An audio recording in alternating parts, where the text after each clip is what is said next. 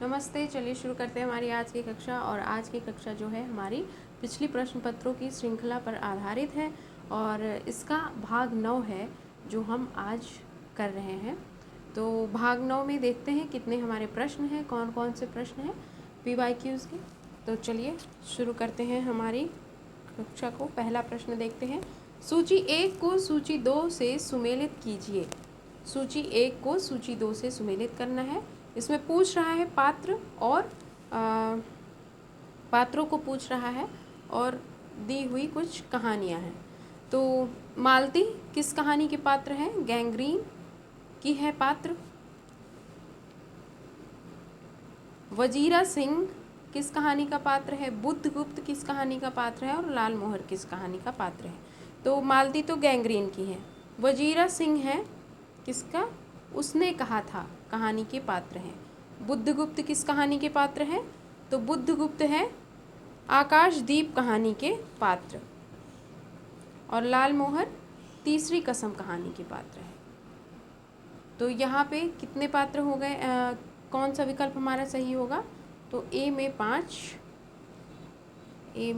कहाँ है? तो हमारा सी विकल्प यहाँ सही होगा। चलिए हमारा अगला प्रश्न देखते हैं। भल्ला हुआ जुमारिया बहिणी मारा कांत, लज्जेजम तू वहियस आऊ जय भग्गा घरु एंत का तात्पर्य है क्या?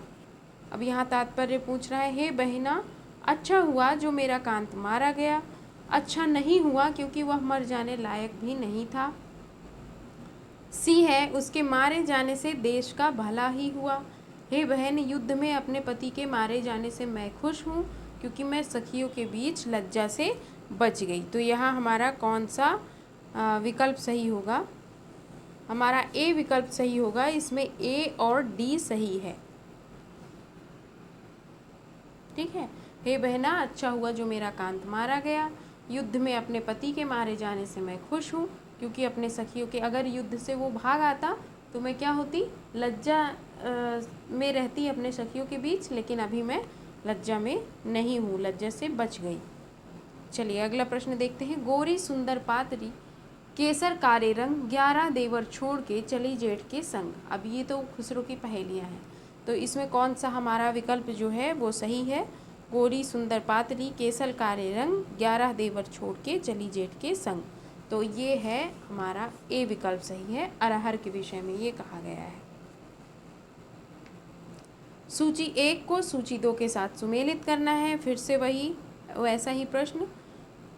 शकुन, महामाया, पार्वती, हलीमा। अब इधर दिया है सौदागर सिंह, राम बोला, बंटी, अघोरा, भैरव। तो वो सुमेलित करना है। तो शकुन जो है वो सौदागर सिंह,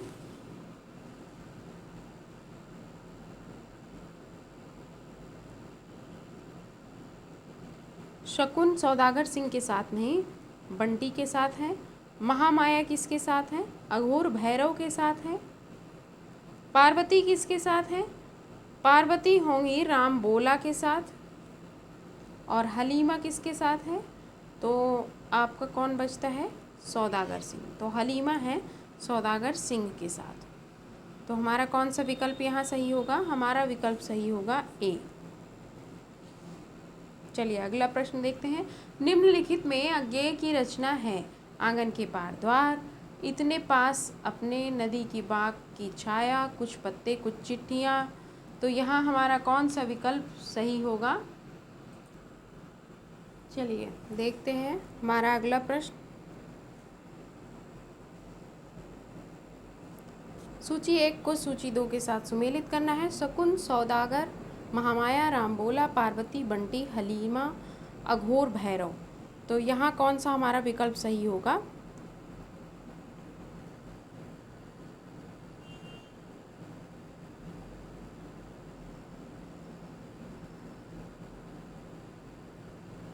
तो शकुन होगा बंटी, महामाया होगा अघोर भैरव के साथ, पार्वती का सही विकल्प है राम बोला, और हलीमा है सौदागर। तो हमारा यहाँ कौन सा विकल्प सही है? ए विकल्प सही है। चलिए अब अगला प्रश्न देखते हैं। निम्नलिखित में अज्ञेय की रचनाएं हैं। आंगन के पार द्वार, हाँ ये की रचनाएं हैं। इतने पास अपने, नहीं। नदी पर बाग की छाया, तो सही है। कुछ पत्ते कुछ चिट्ठियाँ, नहीं। तो हमारा विकल्प यहाँ पर सही होगा ए और सी। तो डी विकल्प हमारा यहाँ सही है। नीचे दो कथन दिए गए हैं। एक अभिकथन ए के रूप में लिखित है, तो दूसरा उसके कारण आर के रूप में अभिकथन है। तो ए क्या है? ए है अस्तित्ववाद व्यक्ति को अपने कर्मों के लिए उत्तरदायी मानता है। तो हाँ ये तो है, मानता है।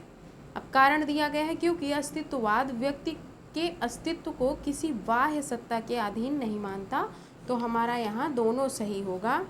ए विकल्प हमारा सही है और आर ए की सही व्याख्या है। चलिए अगला प्रश्न देखते हैं। तद दोषो शब्दार्थो सगुणावलंकृति पुनः क्वापि, उक्त किस आचार्य की है? तो हमारा यहाँ विकल्प सही होगा भामह की।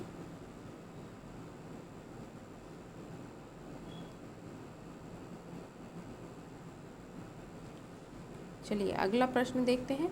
प्रथम विश्व युद्ध की पृष्ठभूमि पर रचित कहानी है, तो यहाँ पर हमारा डी विकल्प सही होगा। उसने कहा था कहानी प्रथम विश्व युद्ध की पृष्ठभूमि पर लिखी गई है। जात ले जात, टके से जात 1 टका दो, हम अभी अपनी जात बेचते हैं टके के वास्ते अंधेर नगरी में। जात बेचने वाले ब्राह्मण के इस संवाद का व्यंग्यार्थ है। तो यहाँ कहा जा रहा है कि संवाद का व्यंग्यार्थ क्या है? यहाँ नगण्य, साधारण, विशिष्ट, असाधारण सब एक ही भाव बिक रहे हैं। तो हाँ ये सही है आपका। यहाँ नगण्य, साधारण, विशिष्ट हो जाता है, नहीं गलत है। यहाँ सामंती मूल्य अक्षुण रहते हैं, गलत है। राजतंत्र में मूल्य व्यवस्थाएं अपरिवर्तनीय हैं, तो ये भी गलत है आपका। हरिवंश राय बच्चन ने अपने पूर्वजों का चित्रण आत्मकथा के किस खंड में किया है? तो डी सही है। क्या भूलूं क्या याद करूं, क्या भूलूं क्या याद करूं का जो समय है वो है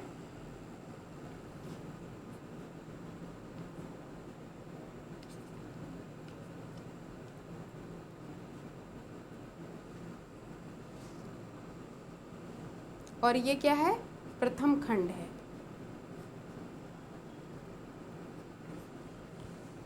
चलिए अगला प्रश्न देखते हैं। अगला प्रश्न है हमारा, सूची 1 को सूची 2 के साथ सुमेलित करिए। शरतचंद्र का है उपन्यास आवारा मसीहा। शिवरानी देवी की रचना है प्रेमचंद घर में। रामवृक्ष बेनीपुरी की रचना है गेहूं और गुलाब। हरिवंश राय बच्चन की रचना है नीड़ का निर्माण। तो यहाँ हमारा कौन सा विकल्प सही होगा? यहाँ हमारा डी विकल्प सही होगा। स्वच्छंद वृत्ति वालों की संवेदना अनेक प्रकार की हो सकती है, पर मध्यकाल के इन स्वच्छंद कर्ताओं की संवेदना केवल प्रेम की संवेदना थी। प्रेम की पीर के ये पक्षी थे। किसने कहा है? तो विश्वनाथ प्रसाद मिश्र जी ने कहा है। प्रकाशन वर्ष के अनुसार निम्नलिखित ग्रंथों का सही अनुक्रम है। आंखों देखा पाकिस्तान, चीड़ों पर चांदनी, नए चीन में 10 दिन, पैरों में पंख बांधकर। तो सबसे पहले आएगा हमारा क्या? पैरों में पंख बांधकर। 1900 क्या है? 52 ईस्वी। किसकी रचना है? रामवृक्ष बेनीपुरी की।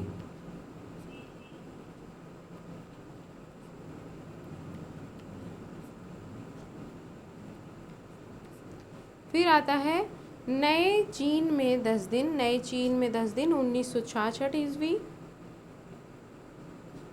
किसकी है? गिरधर राठी की।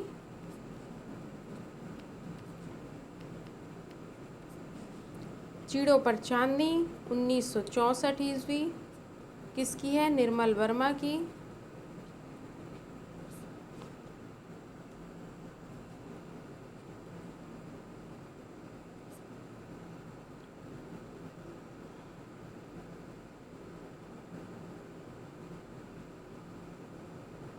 अपने अपने आंखों देखे पाकिस्तान 2006 में लिखी गई। किसकी है? कमलेश्वर की। तो यहाँ हमारा कौन सा विकल्प सही होगा? विकल्प हमारा यहाँ पर सही होगा सी।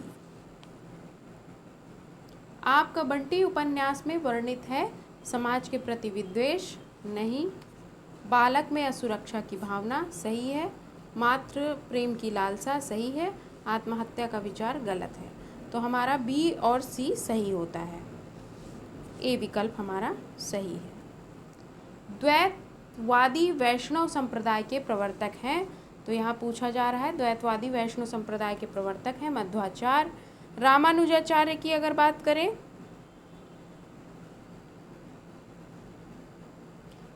करें, रामानुजाचार्य की, तो विशिष्टाद्वैतवाद के प्रवर्तक हैं श्री संप्रदाय के। और वल्लभाचार्य की बात करें तो वल्लभाचार्य शुद्धाद्वैतवाद के हैं और इनका जो संप्रदाय है रुद्र संप्रदाय है। रामानंद विशिष्टाद्वैतवाद के हैं, इनका जो संप्रदाय है वो रामावत संप्रदाय है। सूची 1 को सूची 2 के साथ सुमेलित करना है।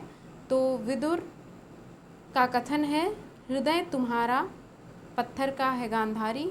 गांधारी का कथन है पत्थर की खानों से मड़ियाँ निकलती हैं।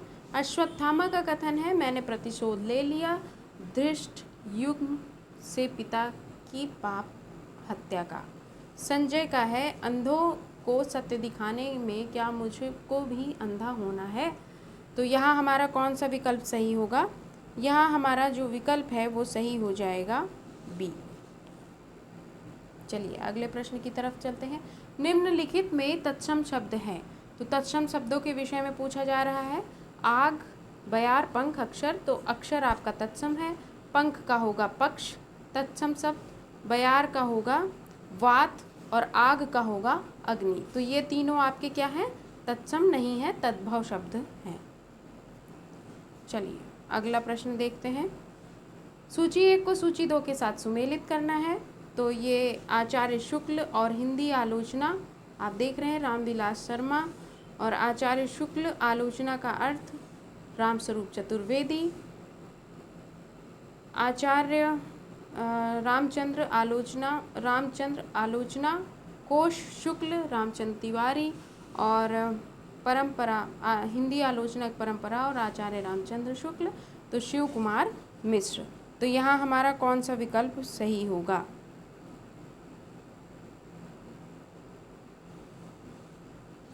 विकल्प हमारा यहाँ सी सही होगा।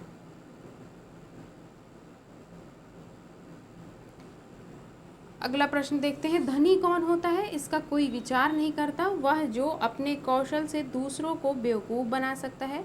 उपर्युक्त संवाद गोदान में किन पात्रों के मध्य हुआ?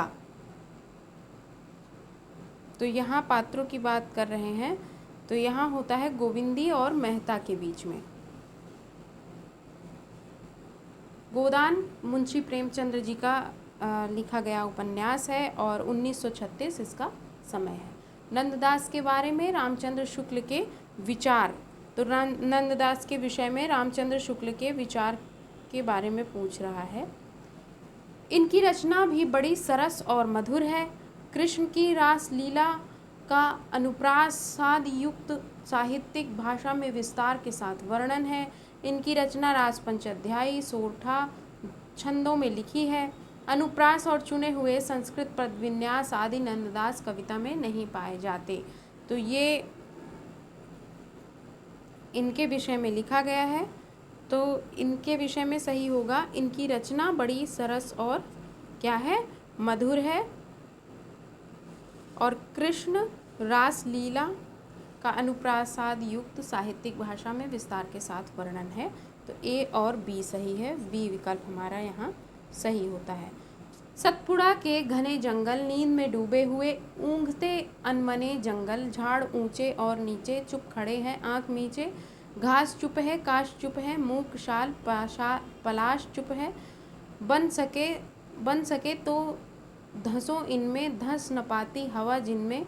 उपर्युक्त काव्य पंक्तियों का आशय है जंगल घना और भयावह है, जंगल में जीवन का कोई निशान नहीं है। यहाँ जंगल केवल जंगल नहीं जीवन की चुनौती है। यह जंगल केवल योगी यतियों के लिए उपयुक्त है। तो यहाँ पर कौन सा हमारा सही होगा? यह जंगल ही नहीं, केवल जंगल की क्या है, चुनौती है। झूठा सच, उपन्यास में वर्णित ग्रामीण अंचलों का सामाजिक यथार्थ, विभाजन की भयोत्पादक आशंका, शहरी जीवन की विसंगतियां, सांप्रदायिक विद्वेष की आग में मानवीय संवेदनाओं की हत्या। नीचे दिए गए विकल्पों में से सही उत्तर का चयन कीजिए। तो झूठा सच के विषय में पूछ रहा है, तो हमारा यहाँ विकल्प सही होगा ए, बी और डी सही है। विभाजन की भयोत्पादक आशंका है इसमें, और क्या है, सांप्रदायिक विद्वेष की आग में मानवीय संवेदनाओं की हत्या है। मेरी भावबाधा हर दोहे में प्रयुक्त झाई शब्द का सही अर्थ है। अब यहाँ झाई शब्द का सही अर्थ पूछ रहा है। झाई शब्द का सही अर्थ होगा क्या, झलक। ठीक है, एक तो झलक हो गया आपका, झलक और परछाई, तो ए और बी हमारा सही होता है, विकल्प ए सही है। बिहारी का रचित ये दोहा था। मेरी भवबाधा हरो, राधा नागर सोए, जातन की झाई पड़े, श्याम हरित दुति होए।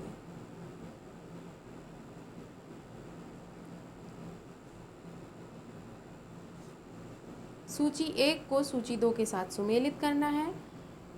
अब देखिए, अपौम्य गर्भ, सादृश्य मूलक, विरोध गर्भ, श्रृंखला मूलक। तो अपौम्य गर्भ का क्या होगा यहाँ पर, व्यतिरेक। सादृश्य मूलक का क्या होगा, एकावली। विरोध गर्भ का क्या होगा, उत्प्रेक्षा। और श्रृंखला मूलक का विभावना। तो हमारा कौन सा विकल्प सही हो रहा है, विकल्प हमारा बी सही हो रहा है। चलिए आगे चलते हैं। मुक्तिबोध की रचना है, मुक्तिबोध की रचना के विषय में पूछ रहा है। तो अजय की डायरी, एक साहित्यिक डायरी, प्रवास की डायरी, सैलानी की डायरी। तो यहाँ पर हमारा जो विकल्प होगा वो सही होगा, एक साहित्य की डायरी। ठीक है, प्रवास की डायरी किसकी है, प्रवास की डायरी हरिवंश राय बच्चन जी की रचना है। तो ये थे हमारे आज के प्रश्न। अब हम आज के लिए इतने प्रश्न जो हमने हल किए आप उनको देखिए, और उम्मीद है आपको ये कक्षा अच्छी लगी होगी। और हम मिलते हैं आपके साथ अगली अपनी कक्षा में। तब तक के लिए धन्यवाद।